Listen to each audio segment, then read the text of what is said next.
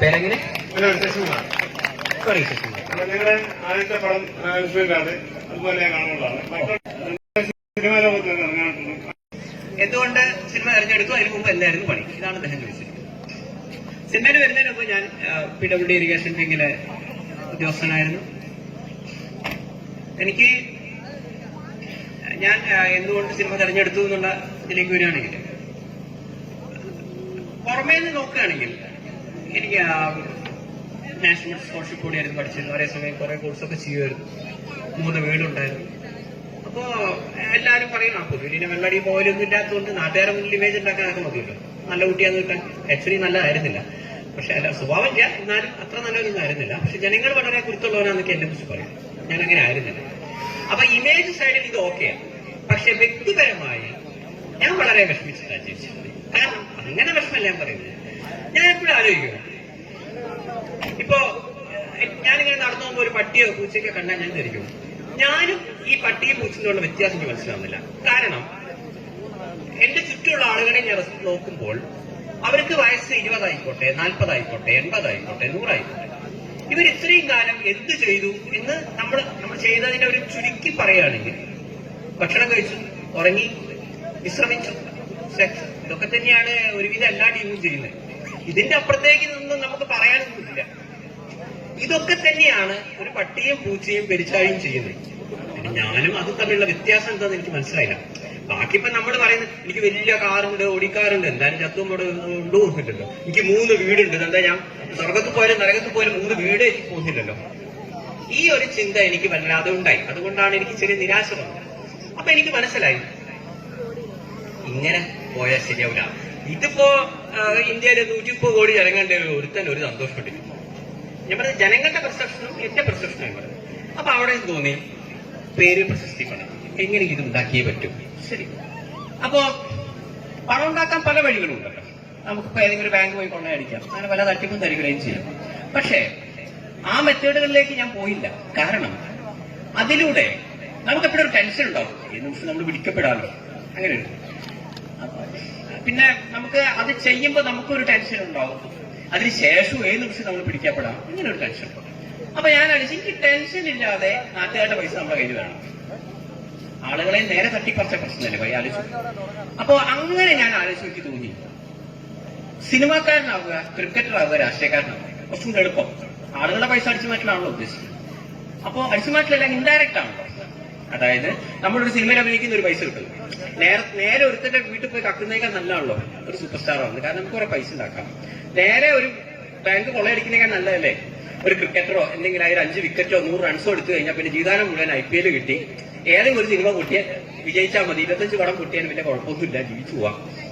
അതേപോലെ രാഷ്ട്രീയക്കാരൻ എങ്ങനെയെങ്കിലും ഒരു MLA MP ഒക്കെ ആയിക്കഴിഞ്ഞാൽ അത്യാവശ്യം തട്ടിപ്പും വെട്ടിപ്പും നടത്തിയ കുറച്ച് കോടികൾ ഉണ്ടാക്കാം. അപ്പൊ ജീവിക്കാനുള്ള ഒരു എളുപ്പ വഴി ആലോചിച്ചു. ഒരു IAS ഓഫീസർ ആവണമെങ്കിൽ നിങ്ങൾക്ക് എത്ര കഷ്ടപ്പാടുണ്ട്, എത്ര പഠിക്കണോ, എന്തൊക്കെ ചെയ്യണോ. അതേസമയം നിങ്ങൾക്ക് ഒരു സൂപ്പർ സ്റ്റാർ ആവണമെങ്കിൽ ഇത്ര എളുപ്പമാണ്. നിങ്ങൾക്ക് ലേശം ഭാഗ്യമുണ്ട്, ഒരു പടം ഹിറ്റാവുന്നു. പിന്നെ മുതൽ നിങ്ങൾക്ക് സാറ്റലൈറ്റ് റേറ്റ് 3 കോടി 4 കോടി രക്ഷപ്പെട്ടു. മനസ്സിലായില്ലേ? ഒരു ക്രിക്കറ്റർ ആവണമെങ്കിൽ 7ാം ക്ലാസ് തോറ്റാലും കുഴപ്പമൊന്നുമില്ല. ഏതെങ്കിലും ഒരു പരിപാടി പോയിട്ട് ഒരു 5 വിക്കറ്റ് 2 പ്രാവശ്യം എടുത്താൽ പോരെ, തീർന്ന്. പിന്നെ ജീവിതകാലത്തിൽ ഒരു വിക്കറ്റ് എടുത്തില്ലേ കുഴപ്പമൊന്നുമില്ല, ഇതിന്റെ സ്റ്റാറായി. അതല്ലെങ്കിൽ എങ്ങനെയെങ്കിലും തട്ടിക്കൂട്ടി MLA MP ആയിക്കഴിഞ്ഞാൽ ഒരു 5 കൊല്ലം ആയിക്കഴിഞ്ഞാൽ ജീവിതകാലം മുഴുവൻ പെൻഷൻ. അത്യാവശ്യം തട്ടിപ്പും വെട്ടിപ്പും ചെയ്യാനുള്ള മനസ്സുണ്ടെങ്കിൽ അങ്ങനെയും പൈസ.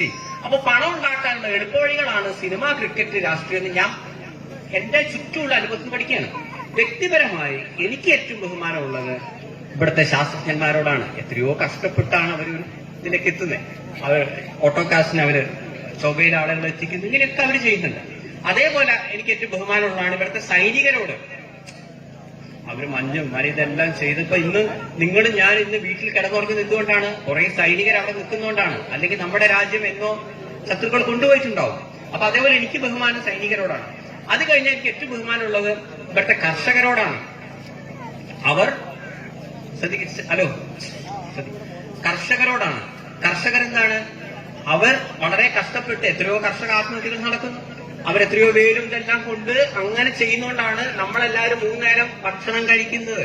ഇവിടെ കുറെ ഡോക്ടർമാരും എഞ്ചിനീയർമാരും ഉള്ളതുകൊണ്ട് മാത്രം കുറെ കമ്പ്യൂട്ടർ കഴിക്കാൻ പറ്റില്ല നമുക്ക്. അങ്ങനത്തെ കുറെ ആൾക്കാരുണ്ടാക്കാനേ പറ്റുള്ളൂ. ഭക്ഷണം കഴിക്കണമെങ്കിൽ ഇവിടുത്തെ കർഷകരെ തന്നെ ചെയ്യണം.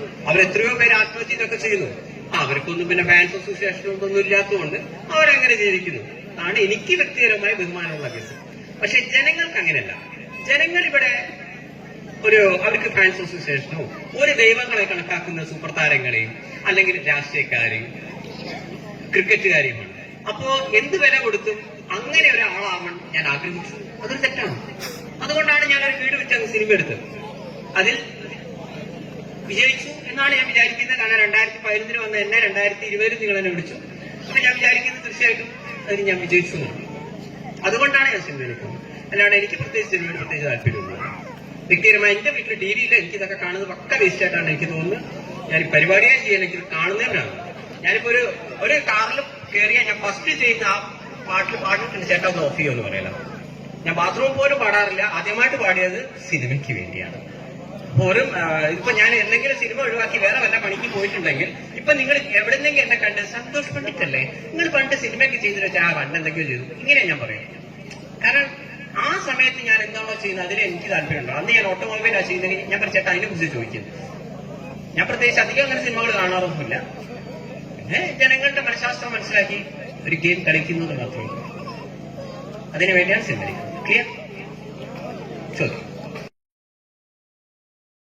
കഴിഞ്ഞില്ല, യൂട്യൂബിലാണ് കണ്ടത്. താങ്കൾ മുമ്പ് സൂചിപ്പിച്ചോളം തന്നെ സിനിമ ഒരു മാർക്കറ്റിംഗ് ഉപാധിയായിട്ടാണ് താങ്കൾ കാണുന്നത്. അത് 100% ശരിയാണ്. ഒരു സിനിമ ഞങ്ങൾ കാണുന്നത് ഞങ്ങളെ എൻജോയ് ചെയ്യിപ്പിക്കുക എന്നുള്ള അർത്ഥത്തിലാണ്. 100% ആ സിനിമ എന്നെ എൻജോയ് ചെയ്യിപ്പിച്ചിട്ടുണ്ട്. ഇപ്പോഴത്തെ പ്രസംഗം അടക്കം 100% എന്നെ സന്തോഷത്തിലെത്തിക്കാൻ കഴിഞ്ഞിട്ടുണ്ട്. അത് താങ്കളുടെ കഴിവാണ്. താങ്കൾ അത് കൃത്യമായി മാർക്കറ്റ് ചെയ്യുകയും ചെയ്യുന്നുണ്ട്. എന്നാൽ താങ്കൾ വ്യക്തി ജീവിതത്തിലും ഇപ്പോൾ ഈ ജീവിക്കുന്ന ജീവിതത്തിലും 100% സാറ്റിസ്ഫൈഡ് ആണോ എന്നൊന്ന് അറിഞ്ഞാൽ കൊള്ളാം. പേഴ്സണൽ ലൈഫിൽ സാറ്റിസ്ഫൈഡ് ആണ്. കാരണം എന്നെ സംബന്ധിച്ചിടത്തോളം എന്ത് കാര്യം ചെയ്യുകയാണെങ്കിലും എനിക്ക് അതിന്റെ പിന്നിൽ ഒരു റീസൺ എന്തിനും പറയും. ഞാനത് ഒന്നുകൂടെ ബാക്കോട്ട് പറയാം. ചെറുപ്പത്തിൽ അമ്മയോട് ചോദിച്ചു ഈ അമ്മ എന്ന് പറഞ്ഞ പദം എവിടുന്ന് വന്നു എന്ന് ചോദിച്ചൊരു വ്യത്യാസം. കാരണം അങ്ങനെ വന്നാലേ വായുടെ ചോദ്യത്തിന്റെ ഉത്തരത്തിലേക്ക് എത്തുള്ളൂ. എന്ത് കാര്യം അത് എവിടുന്ന് വന്നു എന്ന് എനിക്കറിയാം. ഞാനൊരു ഭക്ഷണം കഴിക്കുകയാണെങ്കിൽ എന്തിനു ഭക്ഷണം കഴിക്കുന്നു ആ ഭക്ഷണം ഇപ്പോ ഫൈബർ അടങ്ങിയ ഫുഡേ ഞാൻ കഴിക്കുകയുള്ളൂ. സാധാരണ സ്റ്റൈലല്ല എന്റെ ഫുഡ് വരുന്നത്. അപ്പൊ അങ്ങനെ ഞാൻ ചോദിച്ചിട്ടുണ്ട് അമ്മയോട് അമ്മ എന്ന് പറഞ്ഞ പദം എവിടുന്ന് വന്നു. അമ്മ എനിക്കറിയില്ല എന്ന് പറഞ്ഞു. പക്ഷെ എനിക്ക് ആ ഉത്തരം കിട്ടിയേ പറ്റും. ചെറുപ്പം മുതലേ വേദപഠനം ഇതൊക്കെ ഉള്ളതുകൊണ്ട് ഇപ്പൊ ഋഗ്വേദത്തിലെ അതിരോപനിഷത്തിലെ പ്രജ്ഞാന ബ്രഹ്മ, അതേപോലെ തന്നെ സാമവേദത്തിലെ ചാന്തോക്യോപനിഷത്തിലെ തത്വമസി, അതുപോലെ തന്നെ അഥർവവേദത്തിലെ മാണ്ഡൂക്യോപനിഷത്തിലെ അയമാത്മാ ബ്രഹ്മ, ഇതുപോലുള്ള കാര്യങ്ങൾ പഠിച്ചപ്പോൾ എനിക്ക് മനസ്സിലായി നമ്മളെന്ന് പറയുന്നത് നമ്മുടെ ദൈവത്തിന്റെ ഒരു ചെറിയ രൂപമാണ് എന്ന് ഞാൻ വിശ്വസിച്ചു. അപ്പോഴാണ് ഈ അമ്മ എന്ന പദത്തിന്റെ പദം കിട്ടിയിട്ടേ മുന്നോട്ട് പോകുന്നു തീരുമാനിച്ചു. അപ്പൊ അതിന്റെ ഇടയിൽ ചെറുപ്പത്തിൽ പലതും പഠിക്കുന്ന ഭാഗമായിട്ട് ശരീരശാസ്ത്രം ചെറുതായിട്ട് പഠിച്ചു. അതിൽ ഞാൻ പരാജയപ്പെട്ടതാണ്. പക്ഷേ ശരീരശാസ്ത്രത്തിൽ ഒരു വാക്ക് പറയുന്നുണ്ട്, എന്തെങ്കിലും ഒരു കാര്യത്തിന് മറുപടി കിട്ടും നമുക്ക് ഉത്തരം കിട്ടുന്നില്ലെങ്കിൽ ഞാൻ അവരുടെ കൈ എപ്പോഴും ചിന്മുദ്ര പിടിക്കുന്നത്. ഒന്ന് ചിന്മുദ്ര പിടിച്ച് മെഡിറ്റേഷൻ ചെയ്യാൻ. അങ്ങനെ മെഡിറ്റേഷൻ സ്വഭാവം എനിക്ക് മുമ്പേ ഉണ്ടായിരുന്നു. അവരുടെ ഉത്തരത്തിലേക്ക് തന്നെ വരും കേട്ടോ, അതിലേക്ക് തന്നെ കറങ്ങിയടിച്ചു വരും. അപ്പൊ മെഡിറ്റേഷൻ ചെയ്തുകൊണ്ട് ചെറുപ്പം മുതലേ വളരെ ഹാപ്പി ആയിരുന്നു. ഒന്ന്. പക്ഷെ ഈ ചോദ്യത്തിന് ഉത്തരം കിട്ടാതെ വന്നപ്പോൾ ശരീരശാസ്ത്രത്തിൽ ഒരു കാര്യം പറയുന്നുണ്ട്, എന്തിനെ ഒബ്സർവ് ചെയ്യാം. ഈ ഒബ്സർവ് ചെയ്യാൻ വേണ്ടിയിട്ടാണല്ലോ ഞാൻ നിങ്ങളോട് എന്തെങ്കിലുമൊക്കെ ചോദിക്കുന്നു പറഞ്ഞു. കാരണം നിങ്ങളെയൊന്ന് ഒബ്സർവ് ചെയ്യണമെങ്കിൽ എന്തെങ്കിലും വാദം സംസാരിക്കണ്ടേ. അപ്പോ ഞാൻ പിന്നെ ഏത് കുട്ടികളെ കണ്ടാൽ ഈ കുഞ്ഞു കുട്ടികളാണല്ലോ അമ്മയെന്ന് പറഞ്ഞ് തുടങ്ങുന്നത്. അങ്ങനെ ഞാൻ പല കുട്ടികളെയും നോക്കിട്ടോ. അപ്പൊ ഞാൻ അമ്മ അങ്ങനെ കുട്ടി ജനിച്ചു പറഞ്ഞ പോകുമ്പോ ഞാൻ ഇങ്ങനെ തൂങ്ങിപ്പോകും. അപ്പൊ ഉണ്ട് ഞാൻ സ്കൂളിൽ പഠിക്കുമ്പോ ഭൂരിഭാഗം മക്കളും ഈ മാ എന്നുള്ള വാക്ക് യൂസ് ചെയ്യും കേട്ടോ. ഇതിന്റെ ഒരു ഇതാണ്. എത്രയോ കുട്ടികളിൽ നിന്ന് ഞാൻ നടത്തിയ പഠനങ്ങളാണ് മാ എന്ന വാക്ക് യൂസ് ചെയ്യും. കുട്ടി വെറുതെ യൂസ് ചെയ്യുന്ന. അപ്പോ ഈ പ്രസവിച്ച ഒരു സ്ത്രീക്ക് ഉണ്ടാവും 9 മാസം 10 ദിവസമൊക്കെ കഷ്ടപ്പെട്ട് പ്രസവിച്ചു. ഈ കുട്ടി എന്നെ ഐഡന്റിഫൈ ചെയ്യണമെന്ന് ഒരു സ്ത്രീയുടെ മനഃശാസ്ത്രമാണ്. കുട്ടി മാ എന്ന് പറയുമ്പോൾ ആ ഒരു സ്ത്രീ അത് മാറ്റുകയാണ്. എന്നെ അമ്മ എന്ന് വിളിച്ചു. ഞാൻ മനസ്സിലാക്കിയത് ഇങ്ങനെ ഒരു തുടക്കം അമ്മേനെ തുടങ്ങിയിട്ടാണ് ഈ നാട്ടിലെ എല്ലാ കുട്ടികളും അമ്മ എന്ന പദത്തിലേക്ക് എത്തുന്നത്. ഞാനത് പ്രൂവ് ചെയ്യുന്നു. ഏത് വീട്ടിൽ ചെന്നാലും സ്ഥിരം ഡയലോഗ് കേട്ടോ. ഈ പ്രസവിച്ചിറങ്ങുന്ന സ്ത്രീ എന്റെ കുഞ്ഞിക്കുട്ടി എന്നെ ഐഡന്റിഫൈ ചെയ്ത് എന്നെ അമ്മ അമ്മ നല്ല കൃത്യമായിട്ട് വിളിക്കുള്ളൂ. കുട്ടി മാമാന്നേ വിളിക്കുന്നുള്ളൂ. അപ്പൊ ഉടനെ കുട്ടി അച്ഛനെ ഐഡന്റിഫൈ ചെയ്തോ എന്താണെന്നറിയില്ല. അവൻ അച്ഛനെ മനസ്സിലാവില്ല, അവർക്ക് അച്ഛനെ മനസ്സിലാവില്ല എന്നാ പറയാ. ലോകത്തൊരു കുട്ടി ഇന്നേവരെ അച്ഛ എന്ന് വളരെ കൃത്യമായി വിളിച്ച് ഞാനൊന്നും കിട്ടിയില്ല. അത് ആ സ്ത്രീ പറയാറുണ്ട്. അതായത് ഈ കുട്ടികൾ അച്ഛ ഡാഡി എന്നൊക്കെ വിളിക്കുന്ന എങ്ങനെയാണെന്നറിയോ, ആ അമ്മ പഠിപ്പിച്ചു കൊടുക്കാണ്, മോനെ ഇയാളെ അച്ഛൻ എന്ന് വിളിച്ചോണം എന്ന് പറഞ്ഞ കുട്ടി വളരെ കഷ്ടപ്പെട്ട് അച്ഛ ഇതാ ഡാഡി എന്ന് വിളിക്കുകയാണ്. അതേസമയം അമ്മയെ ഇന്നേ വരെ ഒരു കുട്ടി കഷ്ടപ്പെട്ട് വിളിച്ചിട്ടില്ല. കുട്ടി മാന്ന് വിളിക്കുന്നു. ശരി, ഇതാണോ എന്നറിയാൻ ഞാൻ പല വിഷയങ്ങളുടെയും ഒരു ഡിക്ഷണറി എടുത്തു. ഞാൻ എഴുതുന്നൊരു സ്വഭാവമുണ്ട്. പല ഭാഷകളിലെ ഒരു ഡിക്ഷണറി, ഓരോ പെർട്ടിക്കുലർ വാക്ക് പലതിലും കൊടുക്കുന്നു. അപ്പൊ അതിൽ അമ്മ എന്ന പദം എടുത്തപ്പോൾ ഹിന്ദിയിൽ കുട്ടികൾ അമ്മയെ മാ എന്നാണ് വിളിക്കുന്നത്. വീണ്ടും മാ വന്നേ. ഈ മുസ്ലിം ജനങ്ങൾ ഉമ്മ എന്ന് വിളിക്കും, അവിടെയും മാ ഉണ്ടേ. അമേരിക്കയിലെ കുട്ടികൾ മം എന്ന് വിളിക്കും, അവിടെയും മായുണ്ട്. ലോകത്തെ ഒരുമാതിരിപ്പെട്ട ഏത് വിഷയങ്ങളിലും അമ്മ എന്ന പദത്തിൽ മ എന്നൊരു പദമുണ്ട്. അതേസമയം ലോകത്തെ വിവിധ വിഷയങ്ങളിൽ അച്ഛനെ കുട്ടി വിളിക്കുന്നെടുത്തോ. കേരളത്തിൽ അച്ഛൻ, മറ്റിടത്ത് അപ്പ, ചിലര് പിതാജി, ചിലര് ബാപ്പ, ചിലര് ഡാഡി, ഡി അങ്ങനെ വിളിക്കും. അപ്പം അത് വ്യത്യസ്ത വാക്കുകളാണ്. കാരണം അത് അമ്മ പിന്നീട് പഠിപ്പിച്ചു കൊടുക്കുന്നതാണല്ലോ. അപ്പോ അമ്മ എന്ന പദം ഉണ്ടായിരിക്കുന്നത് മക്കളും, ചെറിയ മക്കൾ മാ മാ മാ എന്ന് വിളിച്ചതിനെ സ്ത്രീകൾ മാറ്റി അമ്മയാക്കിയതാണ്. അത് കേരളത്തിലെ സ്ത്രീകൾ അമ്മയാക്കി, ഓരോ സ്ത്രീകളതിനനുസരിച്ച് മാറ്റിയെന്നാണ് ഞാൻ മനസ്സിലാക്കുന്നത്.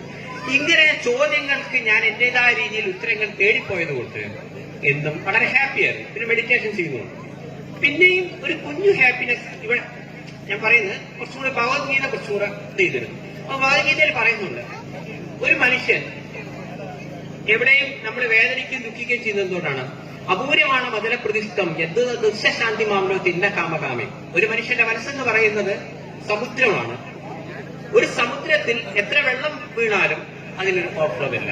ഒരു സമുദ്രത്തിൽ ചെറിയൊരു അല്ലെങ്കിൽ എത്ര വലിയ വേനൽ വന്നാൽ അത് പറ്റൂല. കാരണം എന്താണ്? അത് സമുദ്രമായതുകൊണ്ടാണ്. ഒരു നദിയും പുഴയൊക്കെ പറ്റുള്ളൂ. അതിനർത്ഥം എന്താണ്? നമ്മളുടെ മനസ്സും നമുക്ക് എത്ര ദുഃഖവും എത്ര സന്തോഷം വരികയാണെങ്കിലും അതിനെ ബാലൻസ് ചെയ്യാനുള്ള ഒരു മാനസികാവസ്ഥ നമുക്കുണ്ടെങ്കിൽ നമ്മൾ ഒരിക്കലും ദുഃഖിക്കൂല. അതേസമയം ആ ബാലൻസ് ഇല്ലാത്തവർക്കാണ് ആ ദുഃഖം ഉണ്ടാവുന്നത്. മറ്റൊരു ഭാഷയിൽ പറഞ്ഞാൽ ഒരു സമുദ്രമാണെങ്കിലും നമുക്കിപ്പോ ഒരു സമുദ്രം എന്ന് പറയുമ്പോൾ ഒരു തിരമാലകളാണ് നമ്മുടെ മനസ്സിലേക്ക് വരുന്നത്. യഥാർത്ഥത്തിൽ ആ തിരമാല അവിടെ ഇല്ല. കാറ്റ് വരുന്നത് കൊണ്ട് ഒരു തിരമാല നമുക്ക് ഫീൽ ചെയ്യുന്നതാണ്. ഇതുപോലെ നമ്മളുടെ മനസ്സിൽ യഥാർത്ഥത്തിൽ ഒരു ദുഃഖവും ഇല്ല. നമുക്ക് ദുഃഖം വരുന്നത് എന്തുകൊണ്ടാണ്? നമ്മളുടെ ചിന്തകളാണ് നമുക്ക് ദുഃഖം തരുന്നത്. ഒരു കാറ്റ് കൊണ്ട് എപ്രകാരമാണോ ഒരു സമുദ്രത്തിൽ തിരമാല ഉണ്ടാകുന്നത്, അതുപോലെ നമ്മളുടെ മനസ്സിൽ ദുഃഖം ഉണ്ടാകുന്നത് നമ്മളുടെ ചിന്തകളാണ്. സോ ചിന്തകളെ നിയന്ത്രിക്കുന്നവര് വളരെ സന്തോഷവാനായി ജീവിക്കാൻ പറ്റും. അതുപോലെ മറ്റുള്ളവരോട് എങ്ങനെ ഡീൽ ചെയ്യണം? കർമ്മണിധികാരസ്ഥെ മാ ഫലേഷു കഥാഞ്ജന മാ കർമ്മത്തിൽ മാതേ സന്തോഷ കർമ്മണി. കർമ്മത്തിലെ അധികാരമുള്ളൂ, കർമ്മഫലത്തിലില്ല.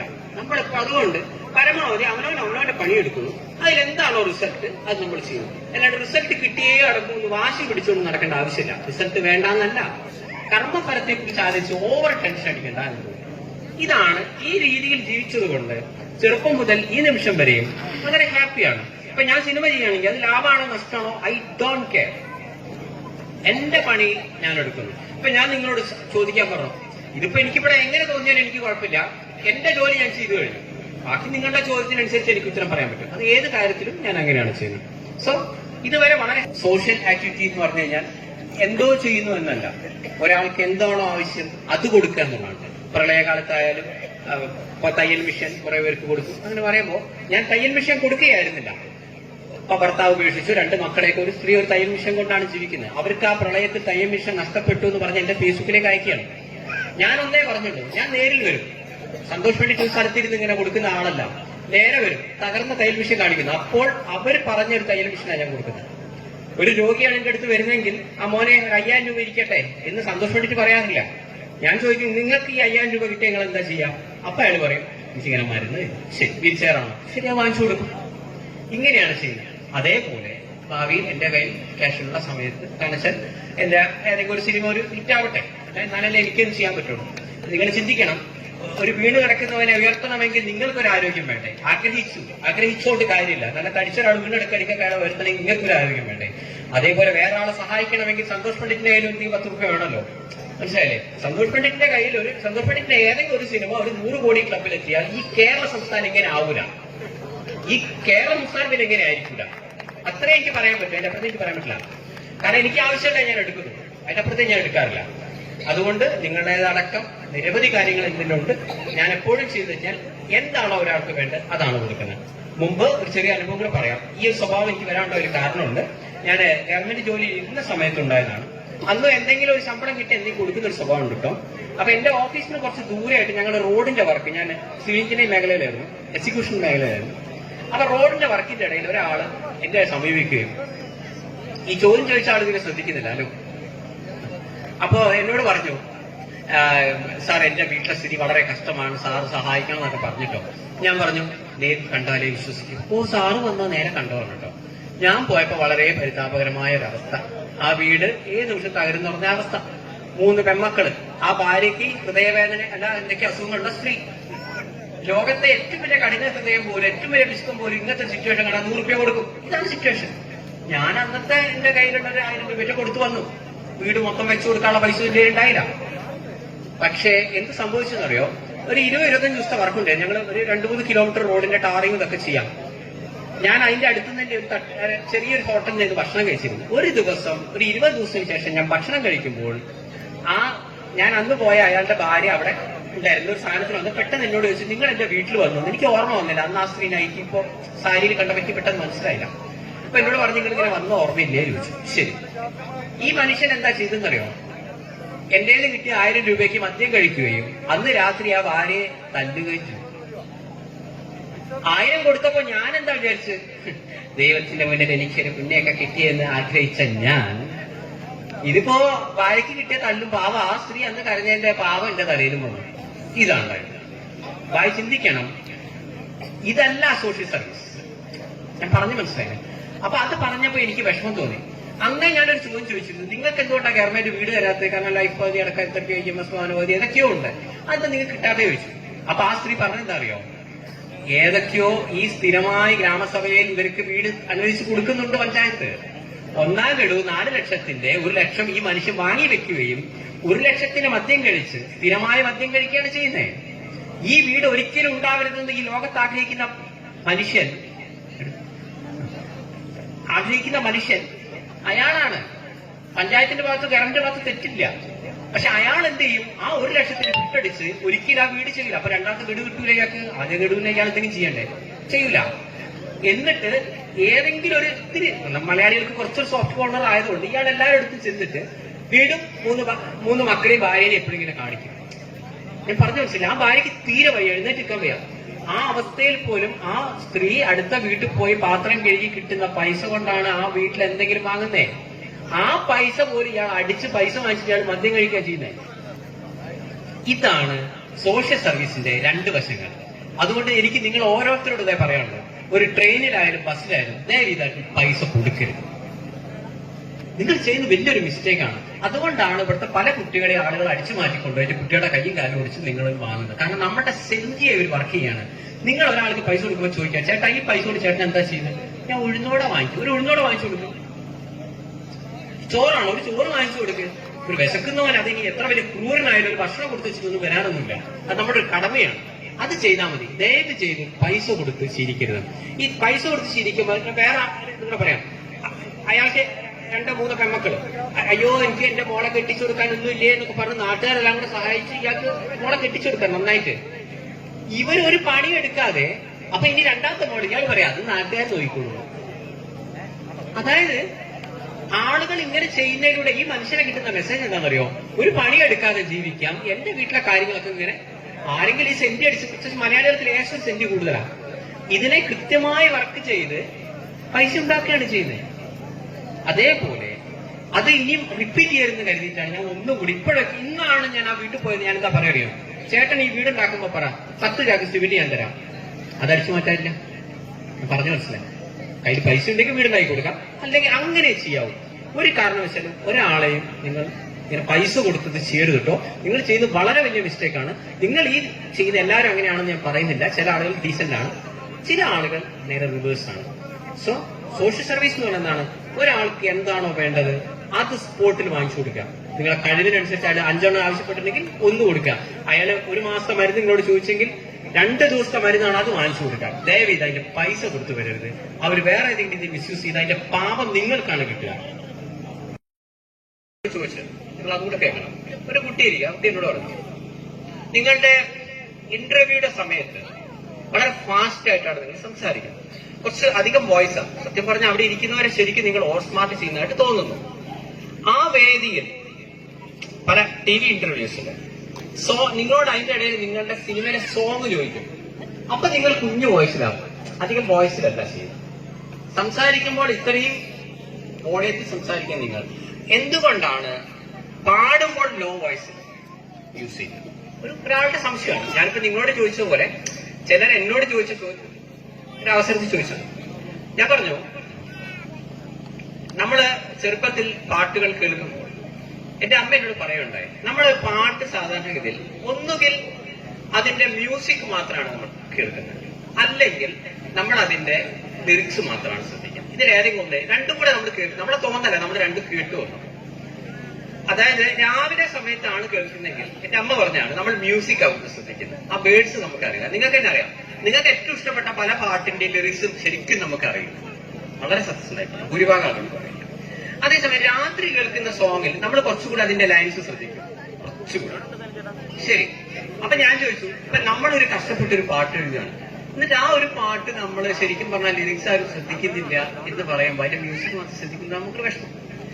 അപ്പൊ അമ്മ എന്നോട് പറഞ്ഞൊരു കാര്യമാണ്, കേൾവിക്കാരൻ പാട്ടെന്നല്ല, അത് ഒരു ക്ലാസ്സിൽ ഇരിക്കുകയാണെങ്കിൽ എവിടെ ഇരിക്കുകയാണെങ്കിൽ 50 കേൾക്കുന്നുള്ളൂ.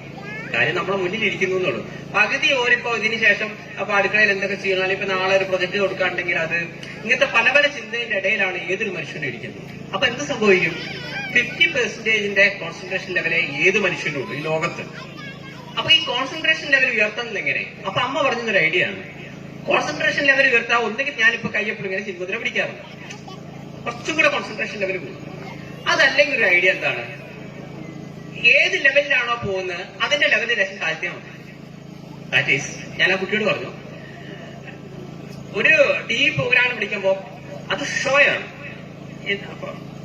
കാണിച്ചാൽ അവർ പറഞ്ഞു, ഇത്രയും നേരം നിങ്ങൾ സംസാരിക്കുമ്പോൾ വളരെ ഇതിലാണ്, അധികം ഹരിവറി കാണിക്കുന്നില്ല, നിങ്ങളുടെ TV പ്രോഗ്രാമിൽ നിങ്ങൾ കുറച്ചുകൂടി ഹരിവറി കാണിക്കും. ഞാൻ പറഞ്ഞു, മോളെ നിന്റെ ചോദ്യത്തിന് ഉത്തരവുണ്ട്. TV ഷോ എന്ന വാക്കിന്റെ അർത്ഥം എന്താണ്? പ്രദർശനം എന്നാണ്.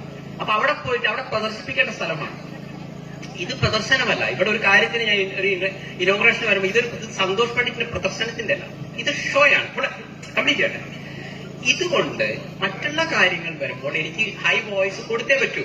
കാരണം കൂടെയുള്ള ആളുകളെ പൊട്ടന്മാരാക്കേണ്ട ഒരു അവസ്ഥ എനിക്കുണ്ട്. കാരണം അല്ലെങ്കിൽ അവർ ആ സ്പേസ് കൂടുതൽ പിടിക്കും. 1 മണിക്കൂറിൽ കൂടുതൽ സന്തോഷ് പണ്ഡിറ്റിനെ കിട്ടണമെങ്കിൽ ഇറ്റ് ഓൾ ഇറ്റ് സെൻസ് വരെ വിട്ടികളാക്കി പറ്റും. അപ്പൊ അതിനുള്ള ഒരു മെത്തേഡാണ് ഹൈ വോയിസ് യൂസ് ചെയ്യാം. ഒന്ന്. രണ്ടാമത്തെ, എന്നോട് പാട്ട് പാടാനാണ് ഈ ആങ്കർ പറയുന്നത്.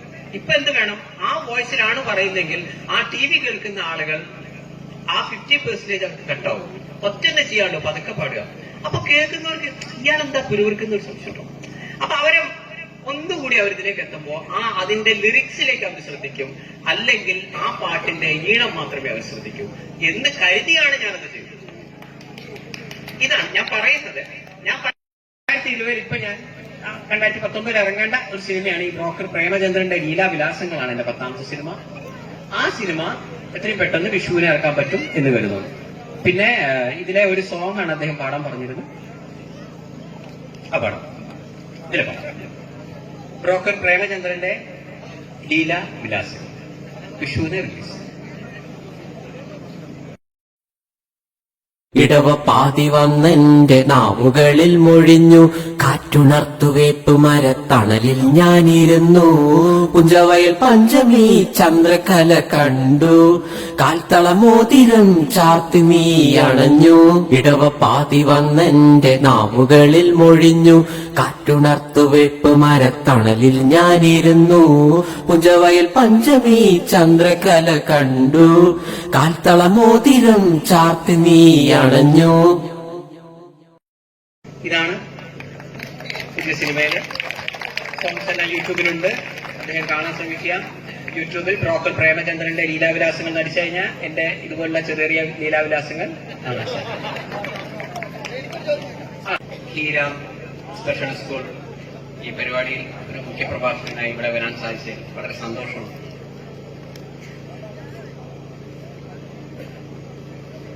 മൂന്നാമത് അഖില കേരള വടംവലി മത്സരം എല്ലാ തവണയും വളരെ ഭംഗിയായിട്ട് തന്നെയാണ് ചെയ്യാറുള്ളത്. ഇത്തവണയും വളരെ ഭംഗിയായിട്ട് തന്നെ ചെയ്യുന്നതിന് വളരെ സന്തോഷമുണ്ട്. അങ്ങനെ അറിയണമെങ്കിൽ ഇത് വേണം. അയാൾക്ക് വരുന്ന ഇപ്പൊ ഒരു കോളേജിന്റെ ഇനോഗ്രേഷനാണ്. ഞാൻ എല്ലാവർക്കും ഓൾ ദ ബെസ്റ്റ് നേർന്ന് പോയാൽ എന്നെ കുറിച്ച് നിങ്ങൾക്ക് എന്തെങ്കിലും ഐഡിയ ഉണ്ടോ? ഒരു ഐഡിയ ഇല്ല. അപ്പൊ ചില വിഷയങ്ങൾ അത് റെഡിമെയ്ഡ് ആയിട്ട് ചില വിഷയങ്ങൾ നമ്മൾ ചില കാര്യങ്ങളൊക്കെ ചോദിക്കും. ഇപ്പൊ ഞാൻ മറുപടി പറയുന്നു. ഏതൊരു മനുഷ്യനും വാ തുറന്ന് സംസാരിക്കുമ്പോഴല്ലേ അയാളുടെ സംസ്കാരം മനസ്സിലാവുള്ളൂ. അല്ലാണ്ട് ഇപ്പൊ പുറമേയുള്ള ഡ്രസ്സ് വെച്ചിട്ടോ അവരുടെ തടി വെച്ചിട്ടോ ആരോഗ്യം വെച്ചിട്ടോ നമുക്ക് ഒരാളെ കുറിച്ച് വിലയിരുത്താൻ പറ്റൂല. ആ വിലയിരുത്തൽ തെറ്റാണ്. വാ തുറന്ന് സംസാരിച്ചാൽ നമുക്ക് മനസ്സിലാവും അച്ഛനമ്മയും കൊടുത്ത സംസ്കാരം എന്താണ് ഈ മനുഷ്യന്. കാരണം നമ്മൾ ഓരോരുത്തരും എന്ന് പറയുന്നത് നമ്മുടെ ചെറുപ്പത്തിൽ നമ്മളെ അച്ഛനും അമ്മയും നമുക്ക് എന്ത് സംസ്കാരമാണോ തന്നത് ആ സംസ്കാരത്തിന്റെ അടിസ്ഥാനത്തിലാണ് നമ്മളെല്ലാവരും പെരുമാറുന്നത്. നമ്മുടെ ബേസിക് സംസ്കാരം എന്ന് പറഞ്ഞാൽ അച്ഛനും അമ്മയും തരുന്നത്. അപ്പൊ തീർച്ചയായിട്ടും എന്തെങ്കിലുമൊക്കെ ചില കാര്യങ്ങൾ നിങ്ങൾ എന്നോട് ചോദിക്കുന്നു, അതിന് മറുപടിയായിട്ട് അതായിരിക്കും കുറച്ചുകൂടി നല്ലതെന്ന് എനിക്ക് തോന്നുന്നു. തീർച്ചയായിട്ടും എന്നെ ഇവിടെ വിളിച്ച കൃപ ജി, അതേപോലെ തന്നെ സജി, അതേപോലെ തന്നെ എന്റെ കൂട്ടുകാരൻ പീറ്റർ, അതുപോലെ സന്തോഷ് ജി, ഇവരൊക്കെ തന്നെയാണ് എന്നെ ഇങ്ങോട്ട് കൊണ്ടുവരുന്നതിൽ ഒക്കെ പങ്കുവഹിച്ചത്. അതുപോലെ തന്നെ മനോഹരമായ ഒരു സായാഹ്നം ഒരുക്കുകയും നല്ലൊരു പരിപാടിയും ചെയ്ത ഹീന സ്പെഷ്യൽ സ്കൂളിന് എല്ലാവിധ ആശംസകളും നേരുന്നു.